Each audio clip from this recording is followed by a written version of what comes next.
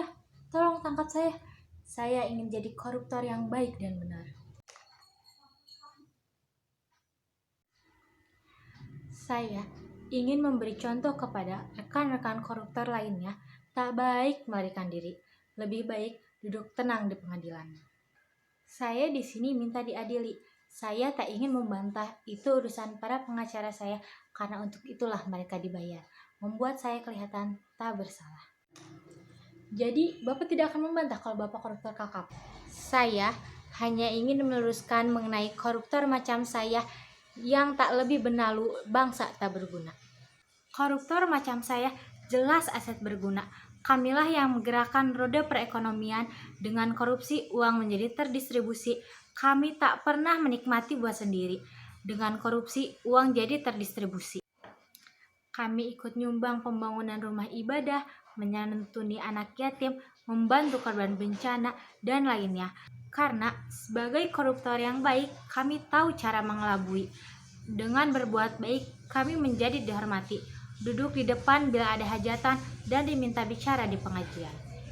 Bagaimana dengan para mahasiswa yang terus mendemonstrasi agar para koruptor semua dipenjarakan, Pak?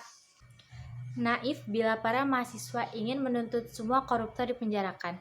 Nanti malah repot, mesti membuat banyak penjara. Karena 70% warga republik ini akan masuk penjara.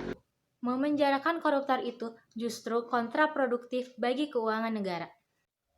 Daripada uang dihambur-hamburkan untuk membangun penjara, lebih baik uang itu kami korupsi dan kami bagikan secara adil dan merata.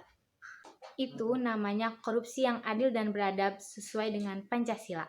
Atau lebih terdengar trendy dengan itulah prinsip dalam korupsi. Sebagai koruptor yang baik, tentu saja saya tak ingin itu terjadi.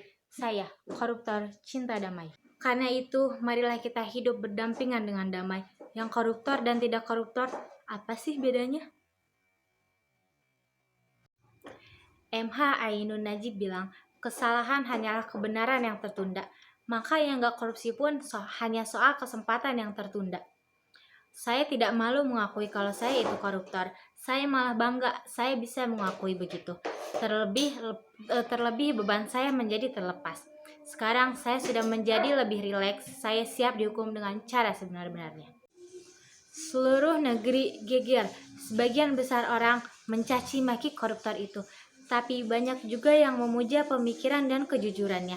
Para pakar memandang sinis karena koruptor itu dianggap cari sensasi murahan. Saya tak cari sensasi dengan semua ini.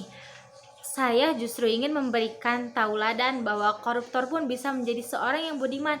Jika ia maling, ia pun maling yang budiman. Seperti Robin Hood atau jadi Zoro. Kalau sebagai koruptor, kita kian peduli pada wong cilik. Anda terlalu melebih-lebihkan. Juga seolah-olah menempatkan bahwa sebagai koruptor merupakan sesuatu yang penting. Marilah mulai saat ini kita menghargai koruptor sebagai pahlawan-pahlawan. Tanpa tanda jasa, tapi banyak harta yang berjasa. Mempercepat proses pembusukan seluruh sampah negeri ini. Anggap saja ini proses evaluasi untuk menghasilkan pembuahan. Munculnya tunas-tunas koruptor yang lebih bertanggung jawab terhadap nasib bangsanya. Jadi dengan menyerahkan diri Anda sudah merasa bertanggung jawab begitu?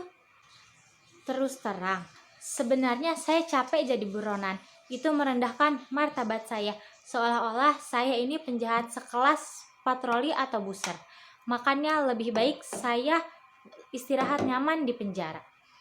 Ketemu koruptor-koruptor kolega saya yang lainnya kan lebih enak begitu. Rukun, saling berbagi pengalaman, kumpul bareng.